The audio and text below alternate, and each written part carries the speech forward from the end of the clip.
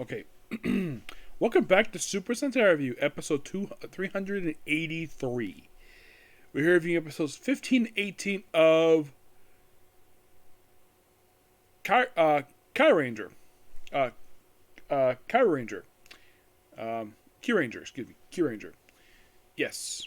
Now, 18 is... Now, when I discuss 18, I'm going to do 15, 18 here.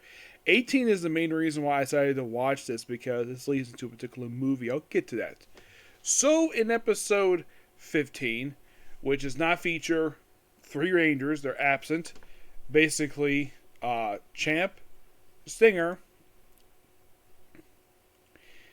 Champ, Stinger, and the mini Blue Ranger.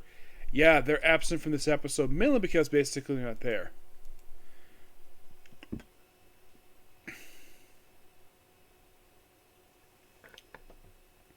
The main thing is that the Kyurangers go to this planet to get this particular orb. Yep, that's mainly the reason why they're there. And they run into a girl named Martha, who actually, this is her sole appearance.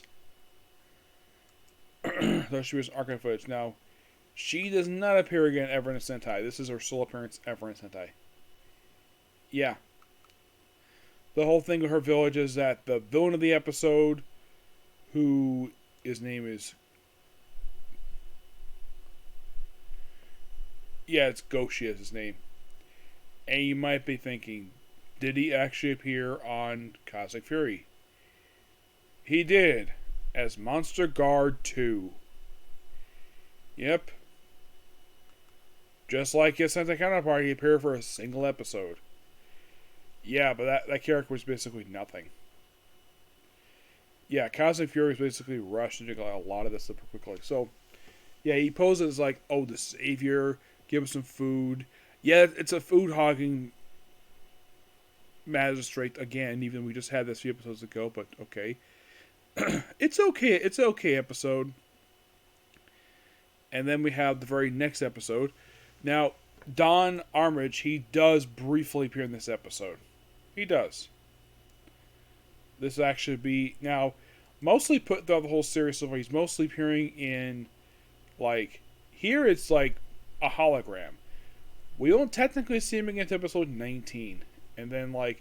I think from that point forward, he's in here a little bit more, because early on, from the first, like, 16 episodes, he's in the opening episode, skips episodes 2 and 3, and then back for 2 episodes, and then takes an episode off, 2 more episodes, then takes 3 episodes off, and then appears in 1, take an episode off, come back for 2 straight episodes, and then absent. Yeah, he doesn't really appear very much. It's kind of weird to have like this. We have the main villain, where there's a comparison between him and the Black Cross King.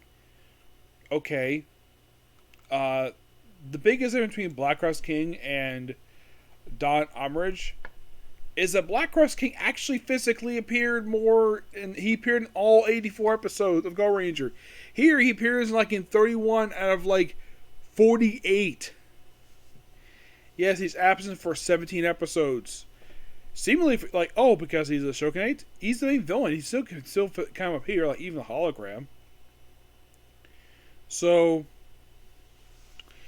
in the case of 16, this is a big point for the episode. Like, so they run into Scorpion again.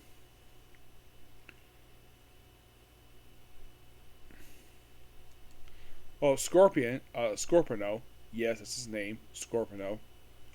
Like, he had taken a couple episodes off. Like, this actually was his return.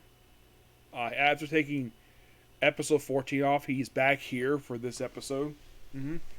He's here. He came back in 15. And also, he brought back... Oh, and he kind of has a counterpart in...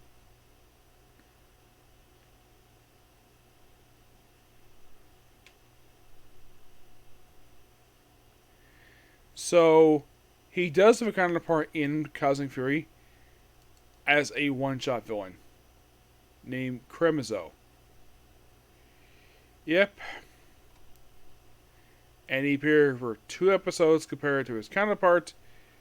We appeared in a total number of 5 episodes. That's actually 12. That's Cosmic Fury for you. Yeah, also in this episode, okay, so he reveals his plan when Stinger and Champ meets up with him. So his plan is to assassinate the Shogun and suppose take down the Shogunate. But in actuality, he wants to take over the universe. He wants to take the Shogun's job. So he reveals also to the Squid, who's first his servant, and then after she's destroyed again, then she just becomes basically madly in love with him. Oh yeah, and basically Stinger reveals the big plan for the Kyurangers to find these orbs and just find the Argo ship. And then it's revealed that yes, he does admit to Champ. He is the one who actually killed basically his the only living relative he actually had. Professor Anton. Yeah, he did kill him. And so he does reveal also the reason why he killed the clan with Kishima's brother. Even though the thing this is similar to what happened in Naruto. Yes, I'm not kidding about that. A guy betrays his clan, massacres the whole thing, leaves only his brother alive. But at least the reason is different. But it's a similar situation here. It's ordered to because they had they say he got captured by the Jack, and then they converted him into what he is. And also, you actually see his real face here, and he's disfigured. And that's because of his power he received. Because of his obsessive power. And then, of course, he fights him, and Champ gets injured, and he pretty much gets nearly destroyed, but he's able to rebuild against his robot. But he's going to be absent for a bit, and he's going to go through repairs. And then in episode 17, we see the brief return of Kero. First time, it was via communication. He's not there in person until, like, episode 20. Alright, basically, this has been a few episodes. His training is going really well, and of course, they reveal that he's going to go do some tests before he can start getting rebuilt. Because he ate a lot of damage. And Stinger's basically guilt-ridden of what happened. So then, of course, they go find the orb, the end of the episode. And then the start of the very next episode, in episode 18, we have it where, I think it's like Lucky, the commander, Hemi, Nega, and I don't think who else was with him. I think it was and Gero. Yeah, and Gero. They're basically chasing after Madara, Madura. Yeah, they're chasing after her, and then a black hole opens up, and it gets she falls in. Her ship falls in, and then the 5 ships fall all right through. And then they arrive, and then they come out of the portal, which the portal basically the other side thing opens up near the moon. And then we see this car in space, which has Dekaranger in it. Yes. This is the episode mainly the reason why I decided to do this series. I really wanted this series so badly. So, they get to Earth, and of course are separated. So, you have Lucky and Nega end up one area. You have the commander, Hemi, and Gero up in that amusement park. So they actually find her. They look around for her, and then she basically wakes up, and basically the first person she sees is the current Gavan. I'm like, dude, what the heck happened to you? And here's the thing about this appearance here.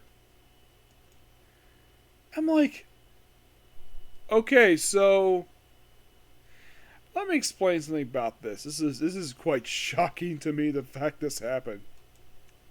So, his previous appearance, prior to this very episode, was in Snyder Next Generation, which came out in 2014. This episode came out in 2017. It only had been 3 years, and it's like, it's like, what happened to his face?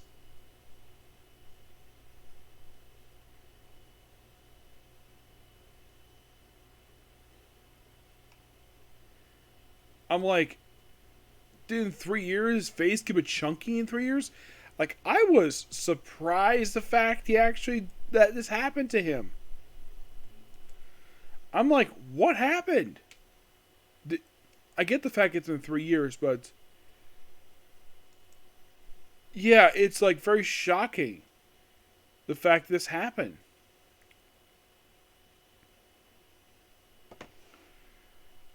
I don't really know what happened. It's quite bizarre to say the least. So like, oh hi, and he's wearing his black outfit he wore from from his previous movies, and he's like, oh hi, Miss Octopus Lady, and like, oh, he thinks that Lucky and Nega Ray are stalkers, and then you see him transform into Gavan, and like, and Nega's like, he's like me, but he's more shinier. I thought that was funny. And then they're fighting and do this hilarious moment where they're basically you have Lucky and Gavin fight each other with fists, and then they have punching Nega right in the face. And it turns out, yeah, she's a villain. Before I continue here, we see the whole thing. The commander, Hemi, and Garo in a theme park, where then they're confronted by Shan-Chen and Umiko, making their first appearance since the Dekaranger 10 Years Later movie. Which, by the way, that came out, I kid you not, 3 years prior to the events of this movie. And at least these two look like they didn't age in 3 years. I like the actor like new Gavan. And there's something about these visas, like, they're like, what are you talking about? And the rest, and of course, when they see Gary, think he's the boss because basically he's a wolf. And they play the joke. Think of me, Gary's like, if I'm being commander's like, the boss is like long lost brother. This I thought was funny. And then, of course, it's straight out the whole thing, and then it happens where, and then, of course, the fighting her, and then, of course, she brings out a death worm, and, like, before that, Deca Red shows up, and apparently Gavin does know him.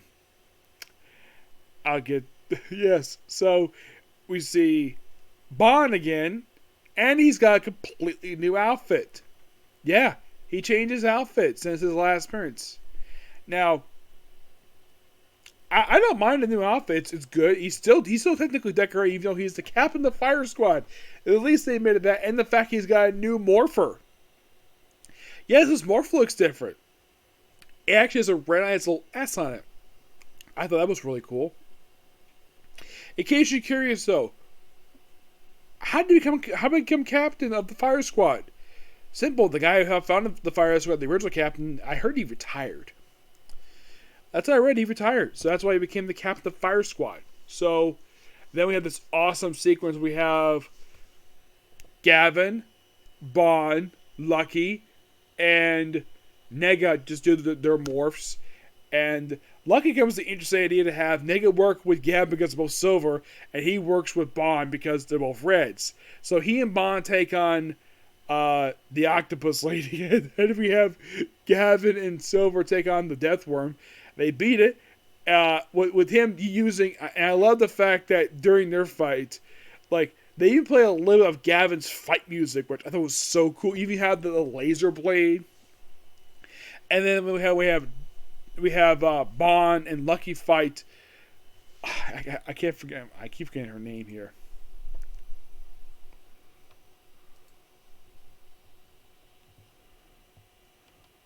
Amadiko, yes. So they bring out the Dekaranger music. I was so happy to hear this thing again. It's been a while since I've heard the music. Last time I heard the music was actually a 10th anniversary movie.